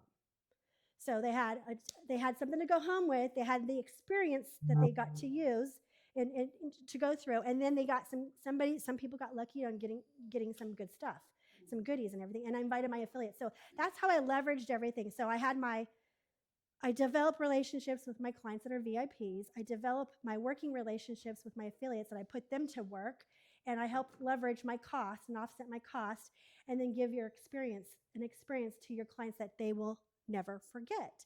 So what was my budget? $5,000. What was my goal? I was looking for new business from my VIPs. I wanted business. It was my way. I wasn't asking for business. I was actually thanking them for giving me business. I didn't ask for it on that event. It naturally came, because guess what? Out of that, and I have my numbers, out of that one event, I received 10 new clients. Out of those 10 new clients, 9 of them have already closed escrow. Out of those 9 closed transactions from my VIPs with 10 new clients that I received, I never met these people. They gave them to me. I made $92,229 in gross commissions to the office for those 9 that closed last year. I closed my 10th one with my Santa Clarita house. That one closed this January, and it was an additional $18,500. So the total of compensation commissions that I earned from just that one event was $110,729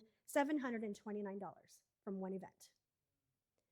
That's taking it to a whole different level. So when you start to accumulate a bunch of clients, and over time you've got your clients that are your very important people, I always try to convert them into my raving fans. That's my goal. I want them to be my raving fans. My goal is to get the next one, so I have a whole bunch of them. I mean, if I can have like 20 or 30 of them, I don't ever have to cold call ever again. You know what I'm saying? I don't have to cold call right now if I don't want to, because I have enough abundance of business from my clients, because I put my clients to work for me. I get them to support my business by doing a little bit of these things and delighting my clients in many different ways. And that's how I grow my business. And that's why 89% of my business is all past clients and referrals. They come back for my business, give me my business, and then they refer me new business. And I'm always on top. I'm always the top of mind agent when it comes to anybody that needs to buy or sell. They're programmed. They're programmed at this point in time, because now they know that they're going to get a new knife. They're going to get some goodies. They're going to get invited to all these special things that I do, and I delight them. They already know that they're on the top of my list. And so their incentive for them is to, pour their love into me and give me referrals. And that's the level where I would like to see you guys get to go to. Okay, do you have any questions for me at this time? Okay, so if you have 200 contacts in your database and you put them all on a 36 touch plan, how many touches is that in a year? I guess somebody has a mathematician here. 30 touches a month. 36 touches a month with 200 contacts. It's like 200 contacts, and they're all going to be touched 36 times. 36 times 200 contacts in your database, and you're going to put them on a 36 touch plan. How many touches is that per year? It's 7,200 touches. Yeah. I didn't hear you. You said 200 times 36. 7,200. 7,200 touches. So if you've got 200 people in your database, that's how many touches that you're going to have to do. And you can track this stuff. I mean, just like what I just told you. I mean, I did my event and I tracked exactly, I scaled exactly what I spent, and then my return was huge. I didn't spend $5,000. I spent $2,500. And I earned $110,000 in commission. That's huge. The math is mathing on that one. That's huge. Yeah, it's just huge. Not a mathematician, but you did good. Yeah. My other event I was supposed to have was actually bowling night. That was going to be geared for families and the children. Yeah, that sounds fun. So I split it up. So one is like adults VIPs, and then the other one was like for family and kids. I've also done movie night with, it's not movie night, movie day. You went to that one, yes. I did Top Gun. So when the movie came out, Top Gun, majority of my clients are military. I made a big event, and I paid for all their tickets and all of their concessions, all their foods and their drinks and everything, and made it a memorable. My goal was to, I was like worried. That was my very first event. I was really worried, like no one's gonna want to go, no one's gonna call me back. I'm gonna spend all this money pre-buying, because you have to pre-buy the whole theater, okay? So again, I partnered up with my lender who does my other part of my business. I didn't do raffle prizes because you're inside a movie theater. You can't really do that. So he said, I will go ahead and pay for, he goes, I'll take care of the concessions, you take care of the tickets. And so I paid for the tickets, and I got a smaller room because there's different sizes of rooms. Question for you. On that kind of a move, can you talk to the theater to run one of your advertisements as, like if you bought out the whole theater? Uh-huh. Did you contact the theater and to let them know what was going Uh-huh. on? They gave you different packages. Okay. So I didn't choose a package where I could do a presentation beforehand or whatever. That's more money. So I'll probably do that with my next one, because there's going to be a Top Gun 2 coming out. I'm going to make that even bigger. Like you're on a huge screen, so I'm like, wow. Yeah, I'm going to make that's a that great even huger. opportunity. I want it to be themed. I want them to show up. Like I'm going to do best costume, like the Top Gun get up and everything. Yeah. I'm going to wear the get up stuff. I make my we're going to make it huge. It's going to be that much bigger. I might even pay for that time where before the movie, I actually can have a whole presentation. So that'll be the fun presentation where I'm actually going to be doing like giveaways before the movies, getting everybody all set up and taking group pictures, doing the video. You're going to do all of this. And then when you're doing all of these events, you're showing the world what you're doing for your clients all over your social media. You want the world to know what you're doing, and then you want them to share what you're doing, because a lot of times they're tagging you, they're thanking you about the event, and so all of this is being multiplied so many times. Now all of a sudden you're like, oh my gosh, what is going on here? What is Joy doing? What is like this event? Oh my gosh, So for the longest time, the Top Gun movie was talked about. For the longest time, the wine tasting party was talked about. And I did get money and I did earn some money from that Top Gun event. I actually got invited to do a couple presentations on base, because I have a lot of clients around there, to do presentations about my program that I offer with Homes for Heroes. So I did get new business for that one. But this one, the VIP wine one, was my biggest hit. And it does help when you liquor the people up, because they kind of get loosey-goosey, and then they, you know what I mean? They are like so willing to do like happy. They're happy. They're happy. I mean, believe it or not, they were so quiet during the wine tasting party, and after the second or the third wine, the room was so loud. It was so loud. It was so loud, and everybody was having so much fun, and everybody was laughing, and so and everybody went home with a big memory, and then on top of it, they went home with their favorite wine after they tasted 5 of them. So yeah. Okay. Anyway. These are just some of the ideas that we do here. Okay, so smart plans. Now, there are some other classes in the office that Mondo probably teaches about putting some of your contacts into command and creating some smart plans. Is anybody utilizing that feature? You do. Do you? I've only done it a few times. I mean, I do my own thing, but the office would like you to put them on Smart Plan, it's there for you if you want to use it, okay? It's great because it's like your back office. You put something in there and then it just handles it for you. You know what I'm saying? I've got hot opportunities in there because the forms that they're asking for during escrow are really, really critical. It helps you, but yeah, I haven't been maintaining new contacts. That's on my to-do list. Oh, okay, It's on my okay. to-do list. Anybody else? Anybody else using Command in Smart Plans? You over there? No? No? Do you even know what that is? You heard of it? It's just not doing it yet, right? Well, regardless, whether you're using it or not, I want you guys to do something, okay?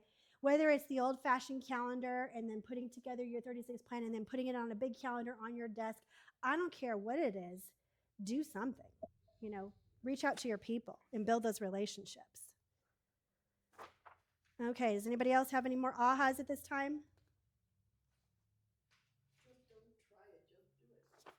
Right? And I'm talking to myself, actually. That's like one of the bold laws anyways, right? Okay. The first job of real estate agent is lead generation because the activity of generating leads is the foundation of your business. In addition to practicing conversations and dialogues, will prepare you for success. That is appointments, signed agreements, signed contracts, and sales closed. Of course, before we get involved in conversations with our sphere and lead generating, we must remember to comply with the TCPA and do not call regulations. We review this every Ignite session because it is critical that you protect yourself and the market center from any legal action. Make this a permanent habit. Follow all guidelines for calling and texting people.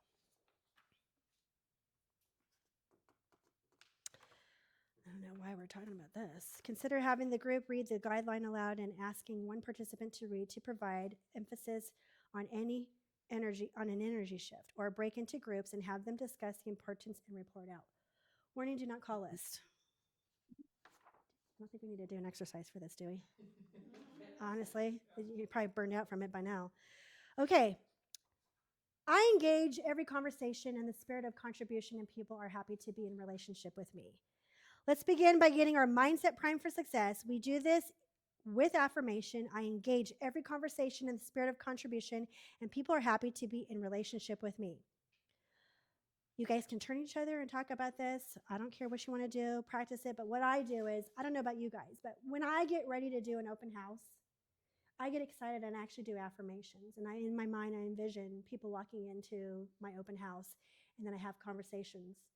And I'm thinking of those conversations of what I'm going to say. And I'm already like trying to will, I guess you could say, the clients and the contacts that are going to be walking into the door that I'm going to be turning, and I'm going to meet my new clients. I would suggest you guys to do that. Put yourself in that mindset, prepare yourself, boost yourself. Energy is everything in this business, in all honesty. And people could read you, like I said, as soon as they walk in that door. So I believe in affirmations and preparing yourself for that kind of situation. So when you are actually out there hunting, you're ready. And I guess just thinking about based on the previous open houses, that the questions, not the questions, but the reaction that you get from the people that come in. If they're expecting to say, well, I'm just looking, or I'm looking for a friend or something. Mm-hmm. I was just in the neighborhood or something like that. What I try to do is what I do is to think about what my answer, the follow-up to Mm-hmm. that statement is going to be. They say, I'm only looking, and says, oh, great, I'm glad that you're around here, and blah, blah, blah, Mm-hmm. we want to see this house, and then I ask them, are you coming in with are you an agent? Because sometimes you can get 2 or 3 people coming in, Mm-hmm. and the agent, if it's there, doesn't necessarily give you the card or identifies herself, because Mm-hmm. I asked that. Mm-hmm. And so I asked, are you an agent? No, I'm here all by myself. Oh, okay. So I continue conversation. Mm-hmm. But it's a matter of getting ahead of time. What am I going to ask or say if they tell me they're looking, or just the neighborhood, I'm just a neighbor. Well, let's go ahead and do that right now. let's break out into groups of 2, and I want you guys to role play something just like that. You guys are going to go out there and you're going to have your open houses either scheduled for this week or next week. Prepare a conversation. If somebody was to walk into the open house and they seem like they're just looky loos, what is that kind of conversation going to look like? What questions are you going to ask? I want you guys to role play that, and then we'll discuss your ahas about that. Okay, so go in pairs of 2, please, and start role playing that. I'm hot.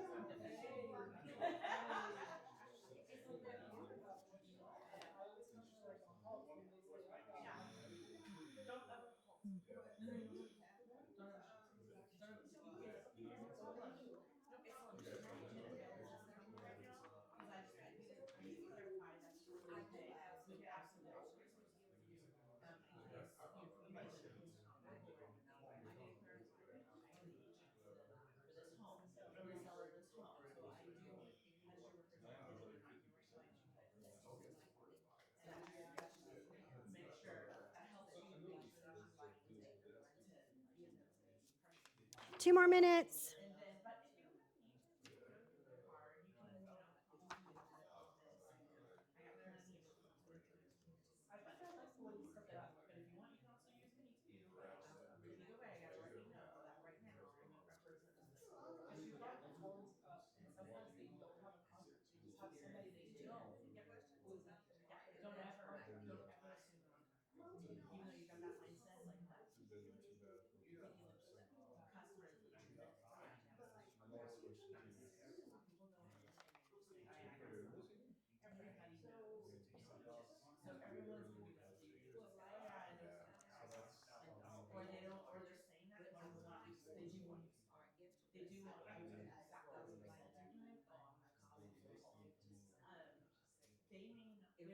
Okay.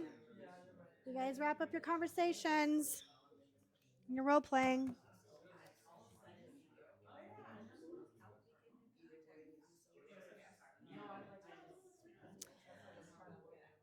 You guys done? Let's get back. I'm going to try to finish you guys out on time.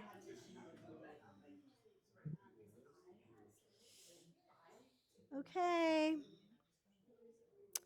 All right, guys. So now that you've had your role playing, this kind of gives you an idea of what you would like to say as you engage in that sample of an open house with a walk-in.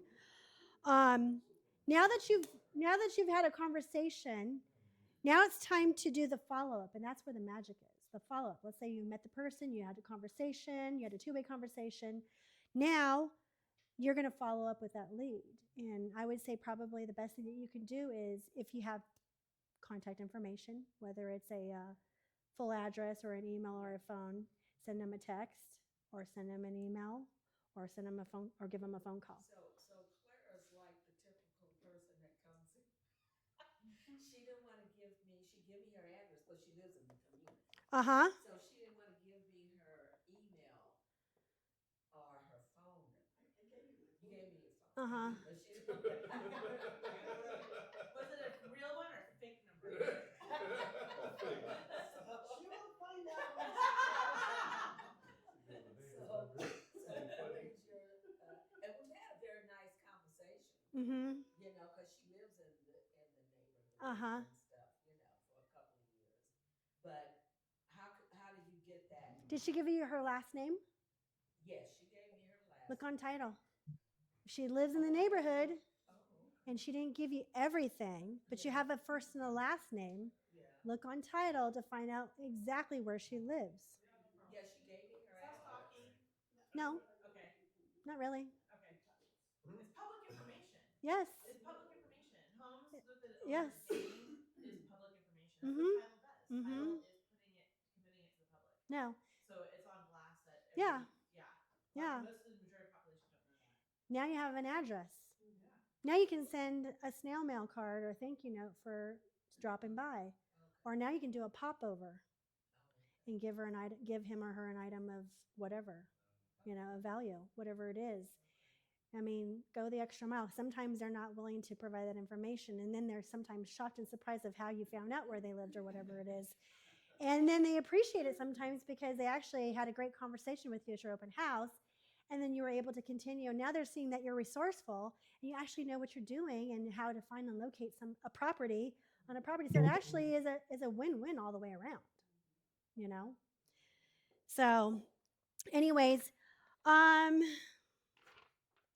don't know what kind of feedback you guys might have to do this or not, whatever. I'm just glad that you guys are here. I'd like to celebrate any kind of successes. Did anybody have any successes that you've had in the last week? Yay, congratulations. Good job. Good job. Anybody else? I have an escrow that hasn't delayed yet. You're still in escrow. We're still on schedule. That's good. We got our appraisal on Saturday, so. Crossing fingers. Oh my God. Yeah. That's this particular one, Yeah, I know what's going on with that one. This is very much this is on a very narrow fence. This is the kind of fence a cat can't go on. So. We'll be dissecting it over the weekend and figuring out what's next after that. Yeah. Yeah. Now, do you guys have any questions you would like to ask me? Like something that's like burning in your mind that you want to ask me as an agent to help you with your business? This is your chance and your opportunity.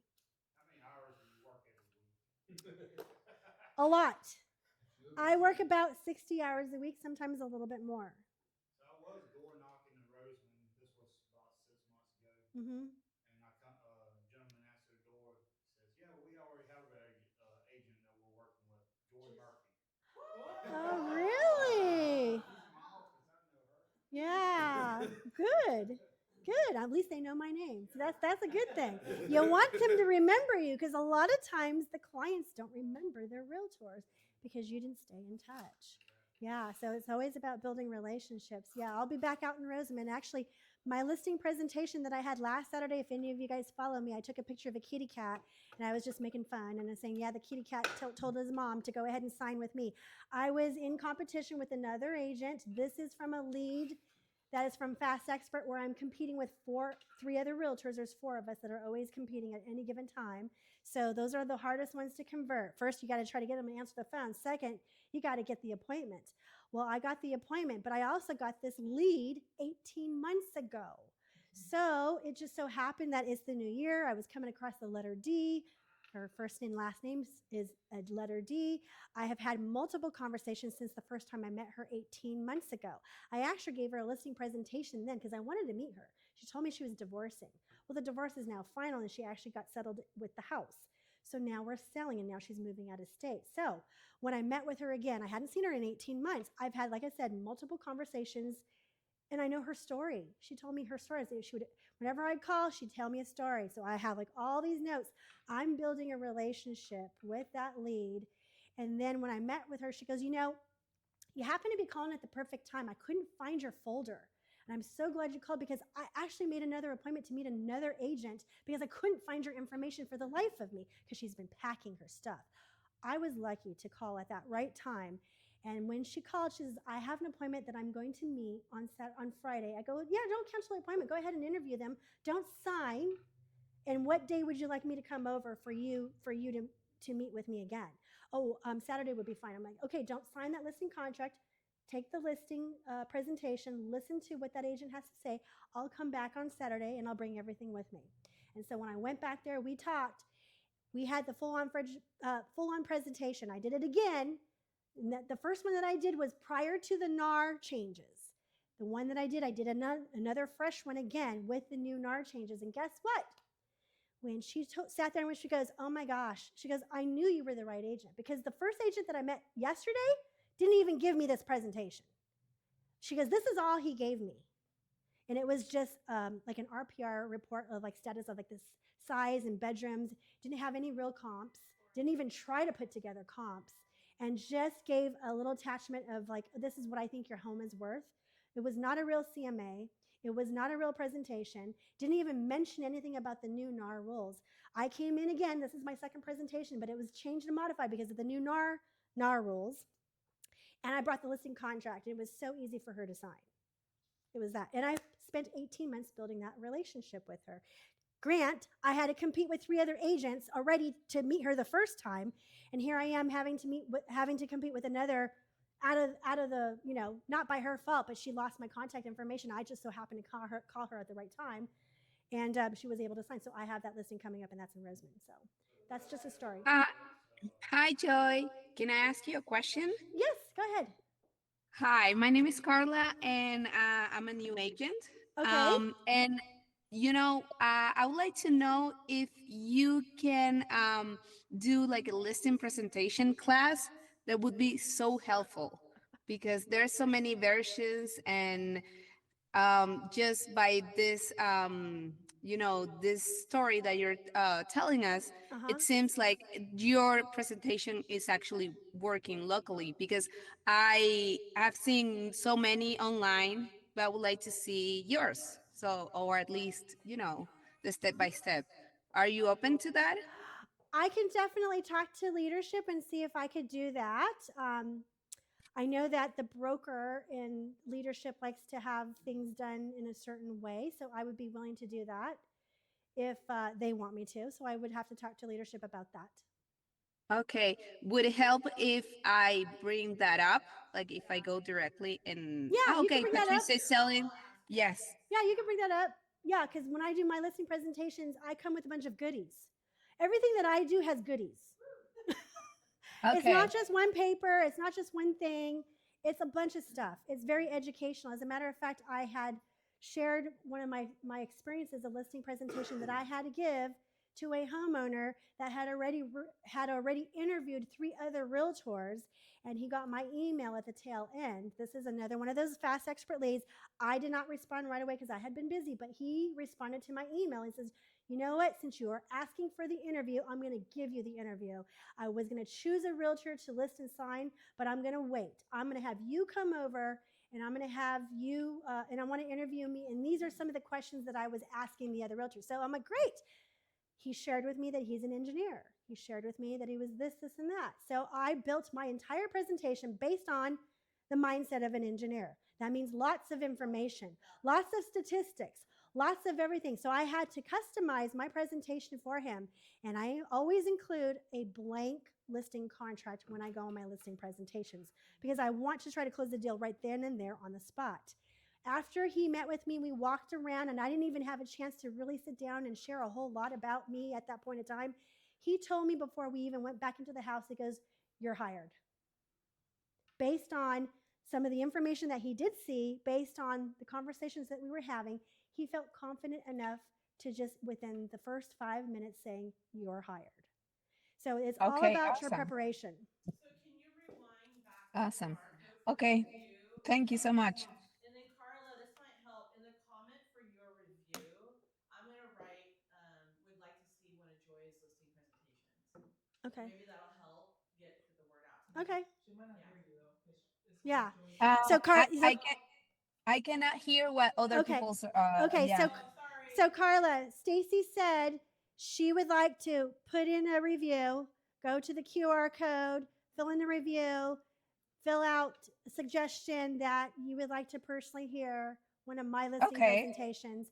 And then Let I'll me also have a screenshot. little chit chat with the leadership and see what we could do.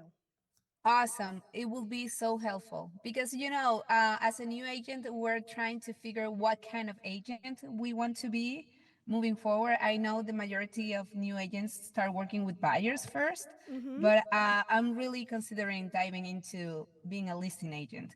Right. So, yeah. Well, I would we like to know definitely want, your. yeah, we definitely want you to be really good at, being a listing agent for sure. Master being a buyer's agent, and the listings will come.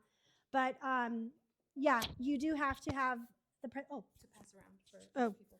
You do have to have the presentation, ready to go. Just in the event that you have somebody that you need to list and sell a home, you need to be prepared with all of your presentation.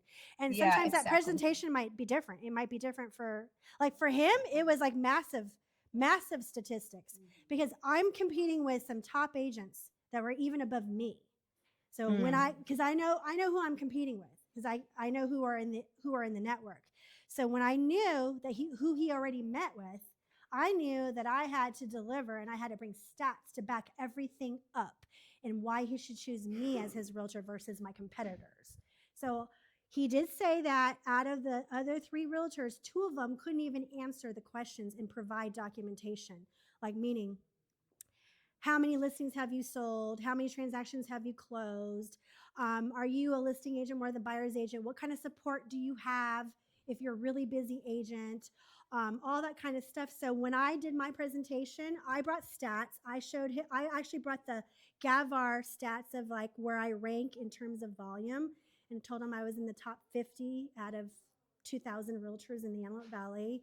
I told him I was in the top. I brought stats from the office. You can pull up your stats. Iman can pull it for you. You can pull your ranking stats on KW Command. I showed, I had to get her to customize. I can't see who's the top 10, but I wanted to have her pull who's the top 10 from the office. I wanted my client to see that I'm in with the top 10 out of 350 realtors. So I brought all of the proof with everything that he was asking for, including my pre-listing presentation, which shows what do I do for my clients, which includes my marketing. It includes even testimonies from past clients. It includes my statistics, like my listings, my ratios, like I'm a listing agent versus a buyer's agent, which I'm about a 60-40 split. And then statistics of how many days on the market my listings are versus the realtor, which is realtor Gavar. So I show them that my listings sell faster than the average realtor in the Antelope Valley. So I bring all of that with me. That's part of my presentation. That's called the pre-listing presentation. It's some stats. in my presentation there. So like you're gonna have to customize that. But I do a lot of goodies, Yeah. you know, with my stuff. Awesome. Looking forward to your insights. Okay. Anybody else have Okay, any other thank- questions? I think we're done, right? Yeah, I think if you guys are looking for, because your Here. name is not in the drop down for the review, Oh, here. you have to fill in your name. Oh, I don't know. Okay. She's just saying that my name is not on the drop down on the menu if you're going to fill out a survey. And that's session 12, building relationships. Nurturing, strengthening, nurturing, whatever you want to call it. Yeah. Relationships. Okay, guys. Well, that's it. Thank you all so much for having me over here. I'm probably going to lose my voice by the end of the day. Let me know if you have any questions. I'm always a phone call or a text away. I'm happy to help. And that's it.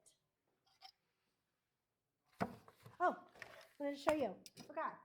Here's another goodie bag. This is one of my goodies that I do. So, you know how I told you we are coming up fast approaching to Super Bowl Sunday. So if you're going to do Super Bowl Sunday open house, obviously Super Bowl is on a Sunday. So it would be great to host your open house on Saturday. And do a football theme if you'd like to. So like this one is very similar because I was doing a lot of football stuff in the fall because of college football too. And of course, all the NFLs. I always have the game on if there's a TV in the house. I always ask permission when my clients can have the game on during an open house if there's a game on, NFL or college or whatever. So this one is one of the goodie bags that I would prepare. This one is geared for like for Super Bowl Sunday. This one says here, from kickoff to closing day, I've got you covered. Snacks for the win, sweet and savory, rehydration just in case, and stress ball for those intense plays. So this again is like another $5-7 play. And then, so you got the water, liquid IV in case they are dehydrated from drinking way too much alcohol. And then you've got a box of candy, you've got a stress ball, you've got snacks, you got savory. And then in here, and this is people coming in for your open house, in my goodie bags I give away to the people that come in for my open house, I have my value proposition, and on the back side is for when they are shopping with me and looking at houses, they can scale the houses and write down the names and make notes and give it a 1 or 4 star so I know what they're doing. So this kind of just like adds extra value to the people that come to your open house because let me tell you something. Most of these people who leave the open houses don't leave with anything in their hands but a flyer from the home. I like to give them goodies. Because I'm trying to always sweeten things up with them. I'm trying to woo them and earn their business and delight them. And then I add this one piece inside my little baggie to let them know who I am and what I could do. Can you show your goodies again? Can you show your goodies for the camera? I got your goodies. You got the goodies? The best way possible. So we gotta figure out double-sided printing for the value propositions. Yeah. I just flip the paper over and then print it together or whatever. These machines do double-sided Yeah, you can printing. do that. So yeah. We can But always yeah. set it up if you need help. But this is an item and this is a thing that you're doing that you're separating yourself from your competition. Most agents at the open houses don't do anything.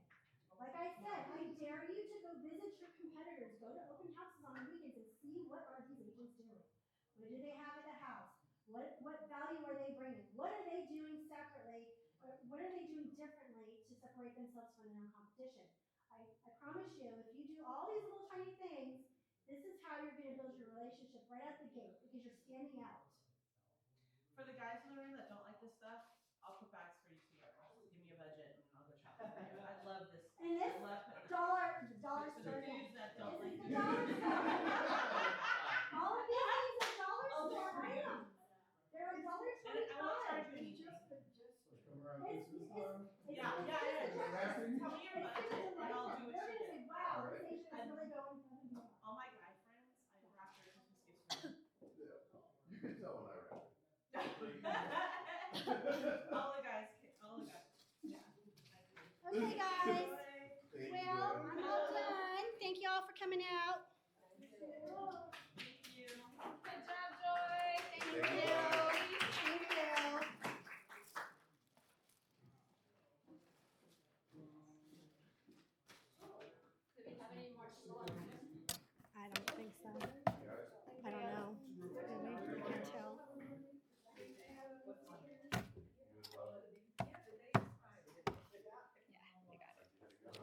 Right, let me get you